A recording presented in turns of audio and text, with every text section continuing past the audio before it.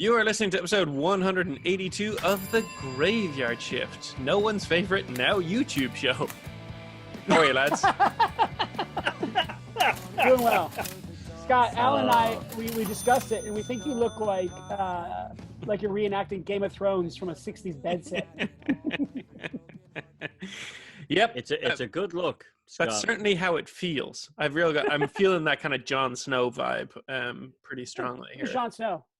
Yeah, exactly. Yeah. He's I didn't Channel watch 4, Game of Thrones from beginning to end and read all the books. He is a Channel 4 newsreader, that's true. Yeah. Happy Easter, lads. I certainly did not. Did not. Certainly Happy did not. Easter? No, he certainly did not watch Game of Thrones. No, of course he didn't. No. Being down in Newcastle, he's like 3 seconds behind culturally and on the Zoom feed. Yeah. So how are you, lads? That's actually true. Yeah, Good. doing well. Why'd you say Happy Easter? Because this is going out after Easter. Actually, the other one is as well, to be fair. So happy Easter. We're way past Easter at this point. It would be incredible that if we're recording this and actually the lockdown has been completely lifted up and here it goes, why are these guys still in quarantine? Oh, I'm never leaving quarantine. This is like my dream come true. Look, it's like, tell me stay at home. Sure. Does Greg believe in the answers to prayer? Yes, he's living it right now.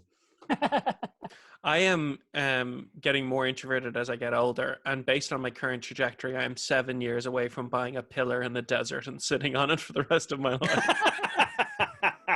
If it helps, Scott, I've got a timeshare on one in the Sahara, and if you wanna come in on it, I can let it go. I mean, that's a good spot. It's a dry heat. Yeah, no, I'm all about that. Yeah. Or in the world's largest desert, Antarctica. Also true. Driest place on Earth, apparently. Well, there you go. Biggest desert. Didn't know that. Yeah, cool. Yeah, I don't know. All right, so I am a part-time scientist. yeah. You and Donald Trump both. Yeah. Scott. Oh, sorry, he's not even a part-time scientist. That's unnecessary to compare me to that airbag. Hey, no, Greg, how dare you disparage airbags? They have an actual use when deployed correctly. That's true. Yeah. Yes. And in the case of emergency, they save people. They save people in the cases of emergency as well. Yeah. So let's not have such words spoken in vain. Did you guys never commented on my All-Stars Smash Mouth being played on Melons? Oh yeah, one of those links that I didn't even click. Mostly I just read. What? Oh, I haven't watched it either. What? What's the point of sending ridiculous things if no one actually watches them? Greg, part of the joy of being an introvert in quarantine is I also don't have to click. I can do the equivalent of what I want to do when in person someone says, "Here, watch this YouTube video." I can just go, "Nope." That ain't happening. But this is worth it. Okay. He plays just using Melons. All-Star. What is the song? What is that song? It's a really famous song. Just using Melons. All-Star by Smash Mouth. Smash Mouth. Yeah, that's the one. Yeah, it is. Yeah. Somebody wants that one. Cool. He really hits that body in that line. Somebody wants to. He does, but on the melon, he nails it. And then he also apparently this morning he released him playing Africa from Toto on a melon as well. I mean, that's a serious tune, to be fair. Now I'm not just going to click the link. I'm going to subscribe to his channel. That's how this is going to go.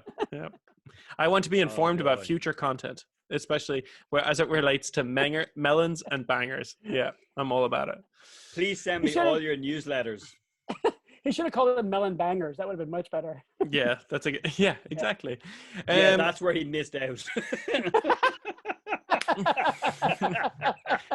He missed a trick. He certainly wouldn't have been lost in a stream of Google hits when people searched for melon bangers of other people doing the same thing. Around Christmas time, I often listen to fart carols. Oh yes. Have you heard those? They are the Oh, funniest. they're fantastic. And I they can't are stop laughing. brilliant. Yeah. I know. Yeah. Christmas can't come quick enough. Yeah. Silent Night is wonderful. It is a silent but deadly night, if you know what I mean. Yes, it is. SPD. Oh dear. Wonderful. Yeah. Scott, you're missing out, man. My kids wouldn't even laugh at that joke. Yeah, I get those brutal stares of no, Dad, just stop. It's not funny.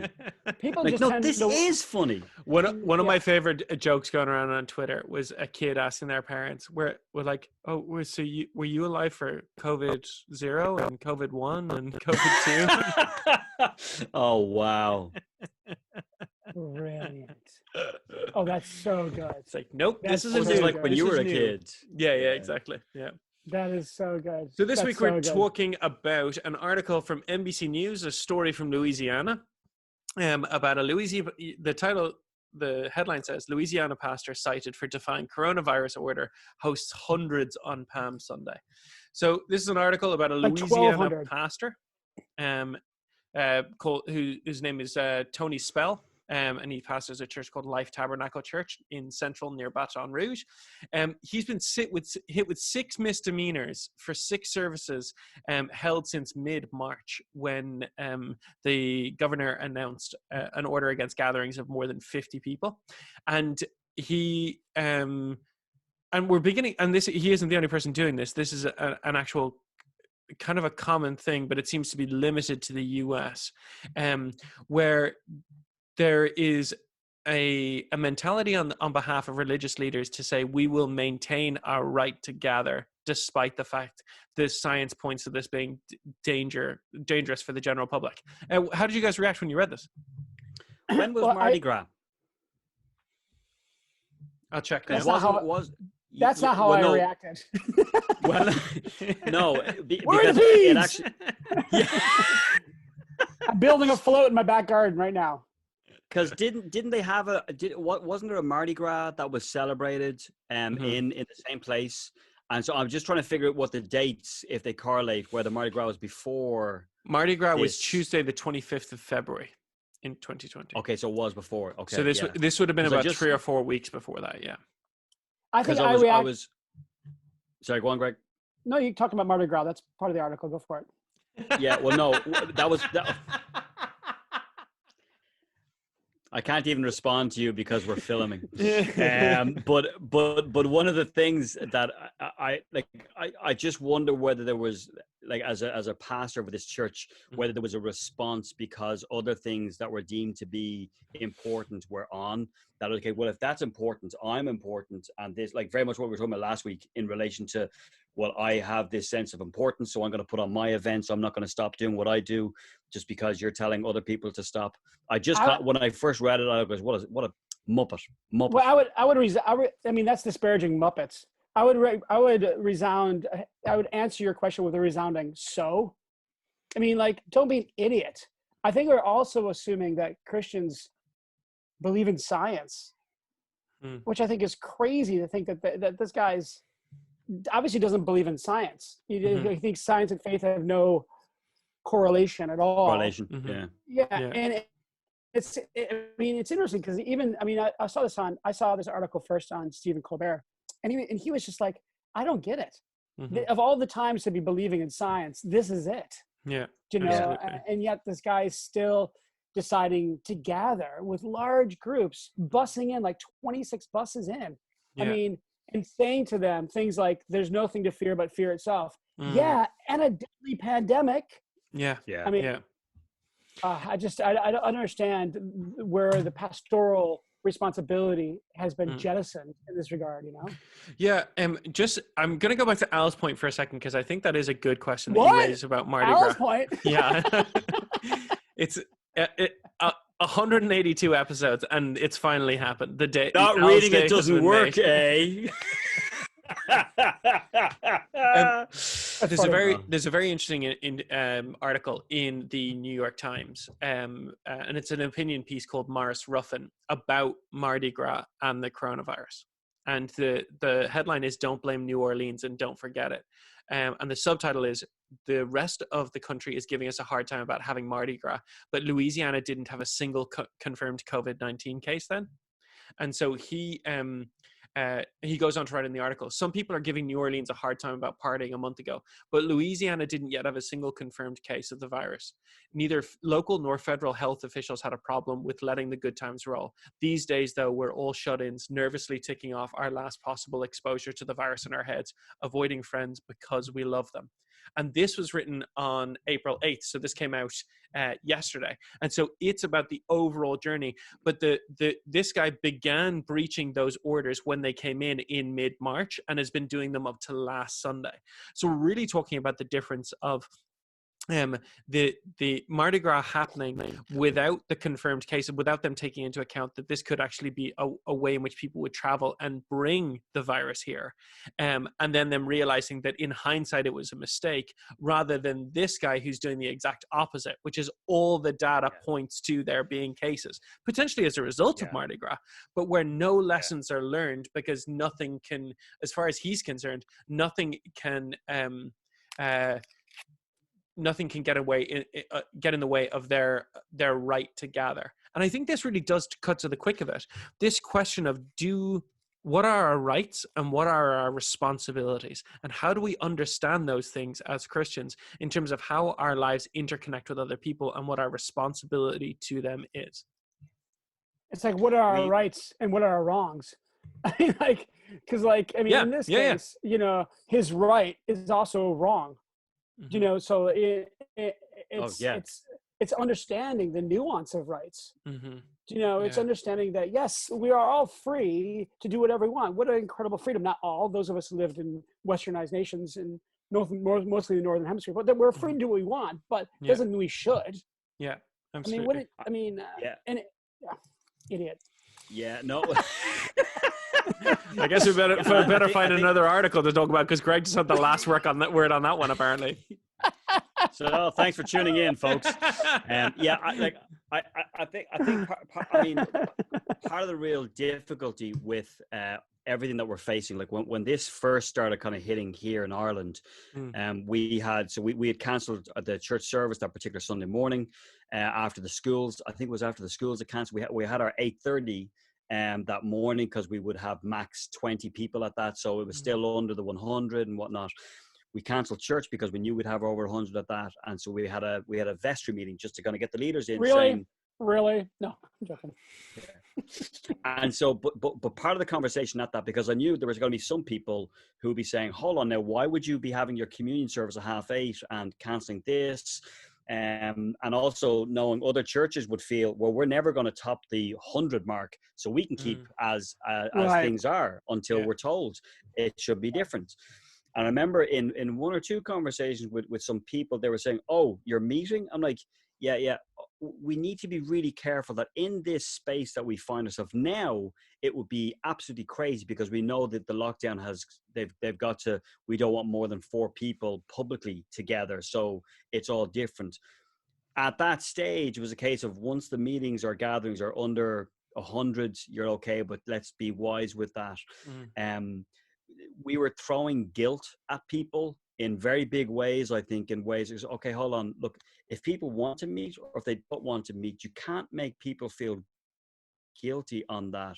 But wherever the government were guiding in saying what we should and shouldn't do, I mean, like here in Ireland, there's been an awful lot of talk about how England were seemingly so slow to respond, especially around Cheltenham. Like they had Cheltenham, they had all these people coming in together for this. They shouldn't have done everything else. Oh, no, they shouldn't have done it. And I think even the same with the Premiership with football, it was the same deal, that they were trying to get one more weekend of football in before that was then brought down to an end. And it's like there's all these different fingers that are being pointed to different people. And I think it was Wayne Rooney, ironically, who wrote a really good article in relation to saying, why are people picking on footballers to say you need to forgo this wage to pay for other people? And there's been backlash, I know, with Liverpool, I think, where they had put all their staff on the furlough from the government. And their fans saying, why are you doing this? We've made massive profits. We should be paying the people ourselves instead of it going through the tax stuff. And I think like what this minister did is just stupid, absolutely stupid. But we find ourselves in this situation as well of where how far do we go in making other people feel guilty because of our fear, because of what we think is not right, not wrong. And Greg, I fully agree with you. Like, I mean, just because you have the right to do it does not mean you should do it. I mean, it was just a stupid thing to do. It's almost going against the common sense of they're saying no, well, I don't care because you're not my God. And like, no, but I think actually this would be the ideal time to say, you know what, we need to respect and love one another well. And if that means being a distance or not meeting, that's what we do. It's also the assumption that we're making there that church leaders believe in common sense. Wow. Not true. Everyone with the same brush, but really seriously, am I frozen here? Am I frozen? Yeah. No. Well, you were frozen for a little bit, but your back. comment also froze us in time and Amber, because Oh. you know, just you going straight at Alan like that was just it was difficult for me as a spectator to watch. Even in isolation, it hurts. but you, of course, I'm not painting everybody with the same brush. I'm just painting Alan alone. No, but I'm not painting everyone with the same brush. But I am saying that common sense usually is the first thing that just gets left aside when it comes to these type of things. It's interesting because this guy was quoted, this quote unquote pastor, Spell was quoted by saying, my response to that is people's hope is in the house of God. He's assuming that the house of God, when referred to, it was only meant as a physical thing, I guess. If they do contract the virus, if they have fears of the virus, the church is more essential now than ever to pray with people. Again, you obviously have to be physically with people to pray for people, I guess, to let them know there is a physician in Jesus Christ. And that's the physician that's going, stay the away. Call me on the phone. Let me diagnose you on the phone. If there is a problem, I'll send out a kit. We'll do the diagnostic stuff. And maybe, just maybe, we might bring in. But I mean, Jesus is a physician. He's just like any other wise science. I think it's interesting that he calls Jesus a physician, which is a scientific thing. Even though he doesn't believe in science when it comes to the virus spreading. This guy is a walking, just like, with a contradiction, like me, but still. I also love that Colbert, one of the things he posted when he was talking about this on his show was this, was a little kind of quote from Matthew 25-36 that he changed, saying that Jesus said, I was naked and you clothed me. I was sick. And then you put me on a crowded bus. Are you crazy? I'm contagious.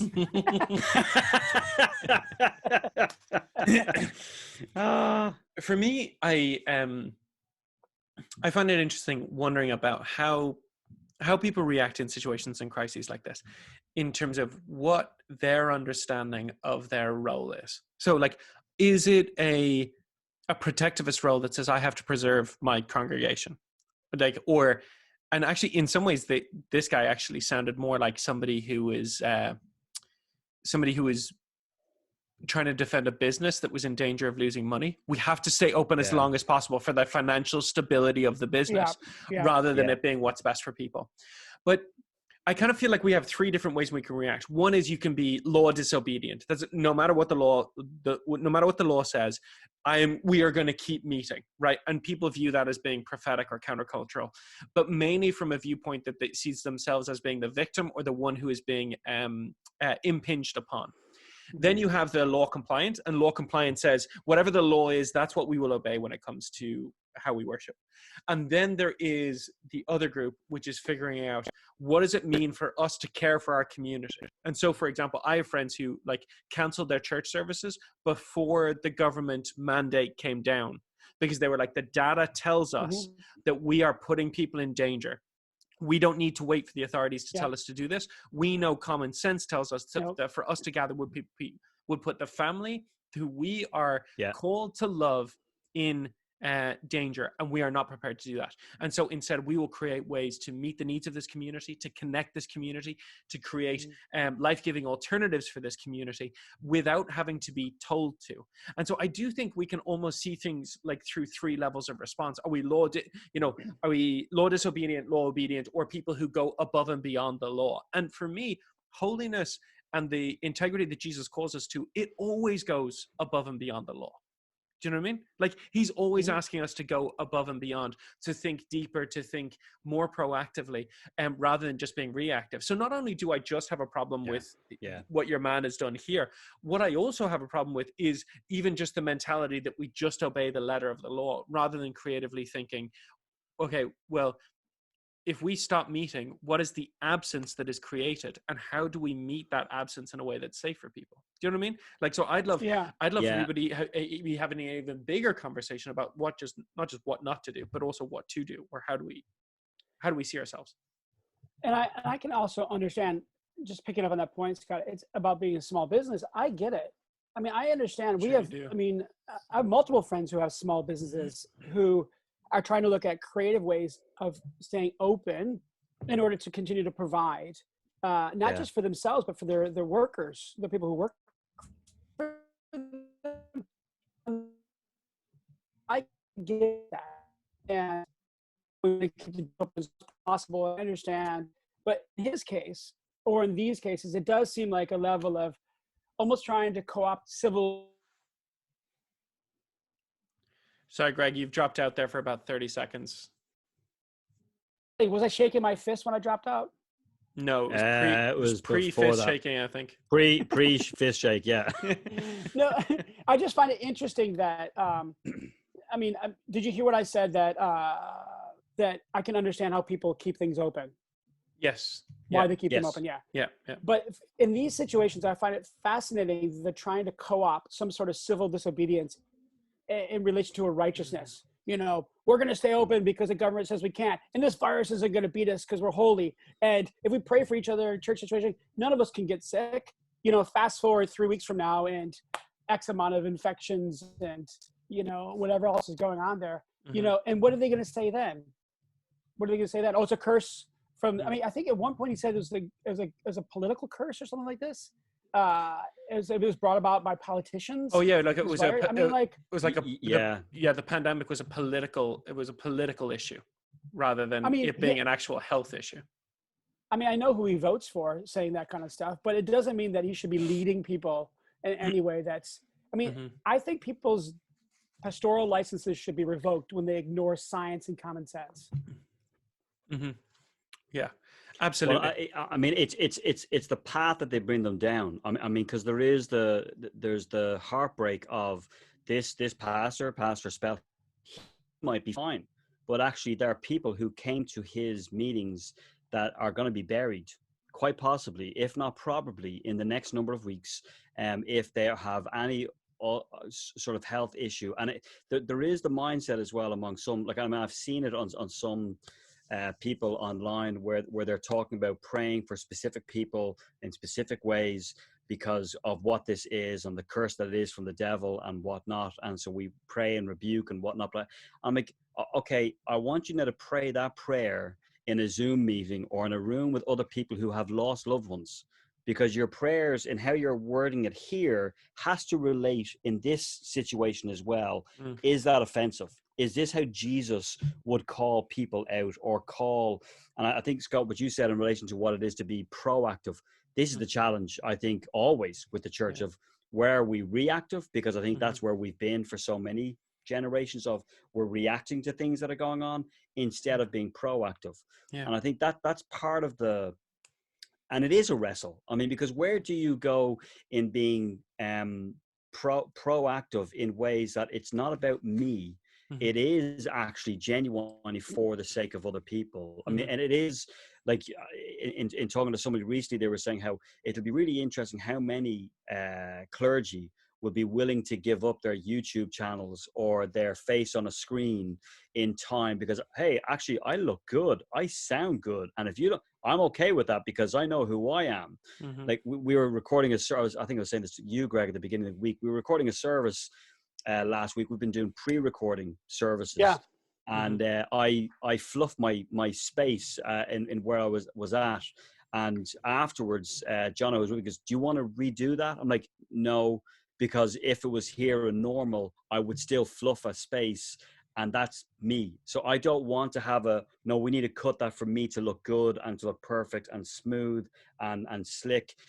because I'm going to make mistakes. If people listen to the podcast, they'll know, and so I think it's understanding of, we can't, if we start putting out in such a way now, our reaction is, well, now I can polish everything to look so good, that, I mean, I've had feedback even for some of the devotionals that we've been doing, and people saying, this is really good. What was the name of the book again that you're using?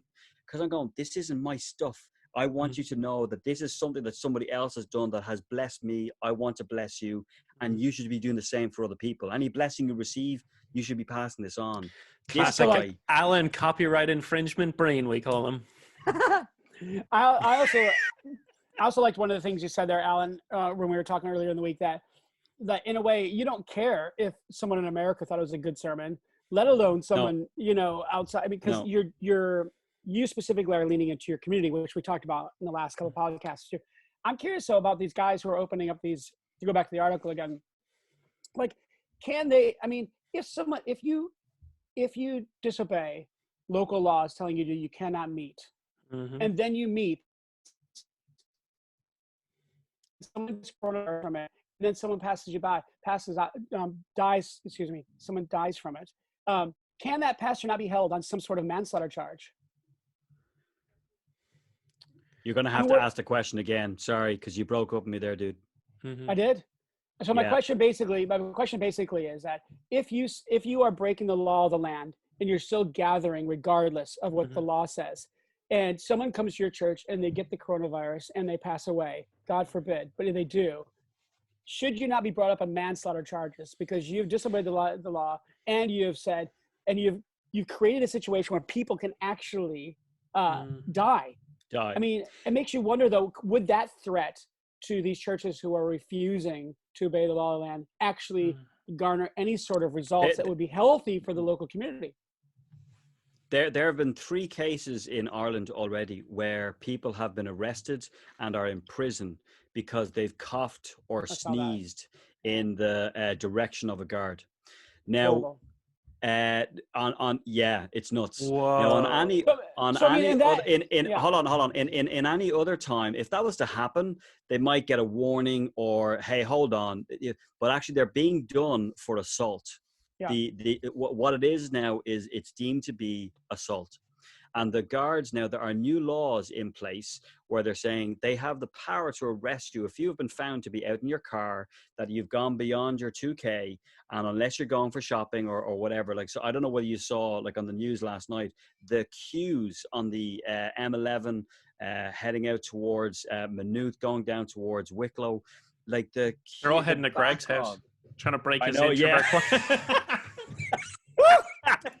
They're all on the outside, but it's like there are now laws in place where people can actually be arrested. And there was a lady, and I mean, it's unfortunate, but there's a naming and shaming that's going on now, saying this person here, she did this. She's now serving time in prison for 28 days because she coughed in the face of a guard. Now, is it right? Absolutely, because we're being told don't be going out, and she was with a group of people and she didn't care, and there was alcohol involved, and you're going to go, this is just stupid. So I would think that actually, yes, a pastor or some clergy, if they were encouraging gatherings and someone was to come to their place and they were to die, I think now I look at Ireland and I would think it would be something that if we were to, I mean, I know for us, even as a church, there was thought of, you want to have everything done so well that you don't want to hear of anybody who would have caught COVID-19 because they were at a church service. That would have been just, you don't want that. No, what I do think is that I understand the principle behind that. What is problematic is I don't think you'll be able to fully prove that person definitely caught the coronavirus from that gathering. But I do think it is an interesting conversation to talk about in terms of our responsibility to people. That not only are you're not just breaking some kind of law around the right to gather, you're actually putting people in danger. So talking about this as being not like a felony offense in terms of the endangering the livelihoods of others. For example, you might be able to be charged with endangering the livelihood of somebody or the life of somebody rather than manslaughter. But Greg, your point from earlier actually about civil disobedience got me thinking about how divided people often are on this, because this is an act of civil disobedience by somebody who maybe I shouldn't assume this. I mean, I think I'm safe to assume this. Allegedly. I have a feeling. Hypothetically. I have a feeling that if this man himself does not espouse the view that I am about to put across, then others who are making similar decisions to him do. This may be seen as a justified form of social disobedience through his eyes, but he may also have a problem with Colin Kaepernick's civil disobedience in the NFL and kneeling during the national anthem. Sure. And so it does raise a question then about privilege, and the coronavirus does in general, because the racial and gender and immigration status stratification has a massive impact on how many people are dying and where as a result of the coronavirus. But this would be an acceptable form of civil disobedience, but other forms are not. And it is interesting to see how in certain times, how people claim some rights for themselves, but don't give them to others.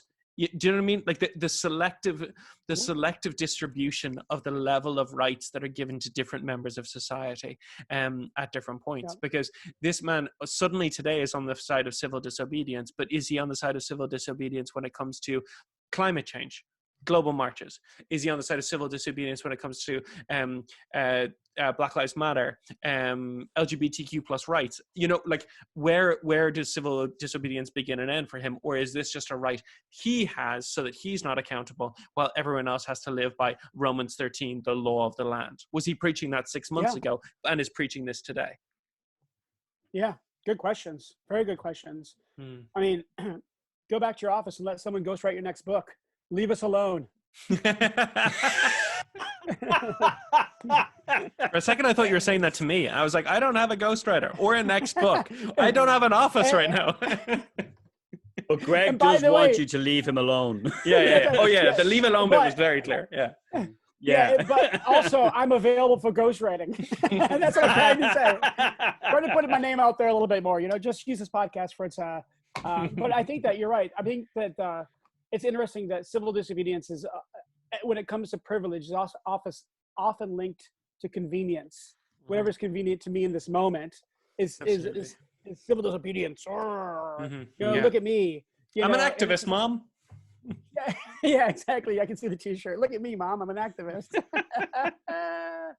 I just I would like to see. I would like to have seen a track record of civil disobedience by a church before they start disobeying these ones. If it was a church that stood for everything you listed there, Scott, consistently. But actually, you know what? To be honest with you, those are the type of people who would go, "Oh wait, no, science is real and common sense is real. So we're going to close our doors weeks ahead of time." Yeah, and we're fighting for the greatest good and the most good news for as many people as possible. So we are going to forego our privilege, the money that we make by meeting together, all of the things that keep this thing going. We're going to put everything at risk to keep people safe, rather than the other way around. You know what really bothers me is it preys on the vulnerable. It preys. If you're lonely and someone's going to send you a bus to collect you because you don't have a car, you're lonely. You just want a bit of connection. And hey, they said it was okay, so. I really could use some company. And wow, I actually do believe in prayer, and I wouldn't mind someone praying with me. You mean people can actually pray by putting their hand on my shoulder in the church still, and we're still safe? I'm not calling these people ignorant or naive or stupid or any of those things. No. I understand when your greatest need is to be with people and to be prayed with, and this is how you connect with one another and with God. I can understand why you'd say yes to jumping on a bus with trusted leaders. The problem is that these leaders shouldn't be trusted. And so how do you help those who are most vulnerable move from a place of destructive leadership into a place of trusted leadership without them getting lost on the journey, and without them feeling like they're part of the conversation instead of just being told, you're an idiot. What are you doing going to that church? Because that's not what I'm saying either. I can understand that desire. I get that. Yeah. Even though I personally would never have it, I can understand that desire. But it's the responsibility. I mean, and that it boils down to, Greg, what you say. It's the responsibility of those who have that leadership, because they are the ones that should be held to more account than the people who are saying, oh, if you're wanting me to come, I'll go. I'm there. I'll be there. You know, and I think that's where, even, I think, was it when Trump last week was saying the recommendation was to have these masks on. And he was saying, you know, the recommendation now is that we all need to wear these masks. I'm not going to wear them because I think no, but it is a recommend. And I'm thinking, if you're saying this is a recommendation and then you're not going to model that. To be fair, though, can you imagine the lines from the spray tan if he was wearing one of those masks? I think his nervousness, unless it was an orange mask, he wasn't going to wear it. Now that we're talking about Trump, I think I'll bring in my sidekick here to take over for the rest of it. Hello. But yeah. Don't give him words. He'll do all the talking from now on. I'm going to put this out to our audience. Was this what you were expecting? Nobody was expecting this. I love how it froze the marionette right in front of your face. Yeah. Perfect. Hello. At least we can see the strings on that. Just one last point on this. Well, sorry. Yes, go ahead. Sorry, did you want to freak people out anymore, or do you have something else? No, please, no. Oh, stop. It's okay. It's okay. Shh, little Greg. It's okay. Okay, go ahead. No. Can you imagine? Okay. Can you imagine? What is that, Al? Can anyone imagine trying to explain what Greg is doing on video right now in the audio version of this podcast? Like I am absolutely no. No. That's why we need to go back to audio. Okay, I'll interject. About 30 seconds ago, I lifted up a marionette that was made of me for a music video I did with a band called Ren Collective, and so I got an actual marionette. It's about about 2 foot tall, and it looks a better looking version. Yeah, so let's better looking version of myself. So just for those listening and trying to imagine it for themselves, imagine that this was take Greg's description at its word, like the synopsis of the film, and then you look down under director David Fincher, and then that gives you a sense of how creepy that was. At one point, I was cradling like a young child. Yes, that's what happened. Yes. AKA Chucky. I want to bring us back to. I just have one final point to make before we wrap up. I think it says a lot about who somebody is as a leader when you are faced with a choice to make about an existential crisis for your church and an existential crisis for your people. And you do everything possible, claiming every right possible to defend your church, even if it comes. Because that's the thing that freaks me out, Greg. I hadn't thought about it the way that you talked about it there, about the buses coming in. But like, who needs the people who need buses in that context, particularly people who are from a poor socioeconomic situation, which means that they're more likely to live in close quarters with people. They're more likely to have to share more resources, which means there's more likely of the virus spreading. People who are not able to drive as a result of sickness or disability, which means that they may be immunocompromised or at a greater risk of, like, all of those different things that you laid out there makes this even more terrifying on top of what it is. And the idea that you do everything in your power to preserve your institution, organization, business, church, however it is you describe it, that for me is the kind of thing that's going to keep me up at night, is that there are people who in the name of Jesus believe that that's what their rights give them the ability to protect. It really, that's kind of, it's given me the heebie-jeebies, if I'm honest. Yeah. More than my puppet? On a similar level. Yeah. Oh, Scott, I'm gonna have nightmares about that marionette reading back what I just said to me. I'm not allowed to keep it in the rest of the house. It usually sits on the bookshelf above me here. Except when it goes walkabout when you're all asleep. Pretty much, yeah. But the kids won't let me leave it around the house because it looks so creepy as they turn the corner. Like, do you ever turn it That's leave it set up in places where you know they're going to wake up and come to? Oh, absolutely. Okay, good. All Okay, the time. good. Yeah, I didn't want there to be missed opportunities. As a matter of fact, I threatened them by leaving it next to them on their pillow at night when they woke up. If our children are going to have nightmares, they're going to be because of me, not because of anybody else. That's what I want. Oh, preach it. Absolutely, yeah. If something's going to scare my kids, I'm going to build up that fear. Yeah. Who needs love? Love's overrated. Yeah. Nothing to fear but fear itself. Oh, good callback. Nice, Scary. Nice. How long have we been recording for? I lost track of time, so I have no idea. I don't know. I always lose track of time when we do this. We started on a Thursday. I think it's Saturday. It's after Easter twice. Yeah. I don't even know which outtake you're going to pick there, Greg, because there's a lot of good ones. Oh, feel free to recommend, Scott, and I'll happily take your recommendations seriously. This time. All right, lads. Good to chat to you. Yep. Cool. You too, guys.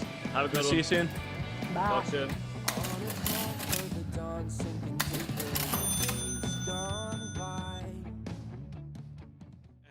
Getting more introverted as I get older, and based on my current trajectory, I am 7 years away from buying a pillar in the desert and sitting on it for the rest of my life. If it helps, Scott, I've got a timeshare on one in the Sahara, and if you wanna come in on it, I can let it go. I mean, that's a good spot. It's a dry heat.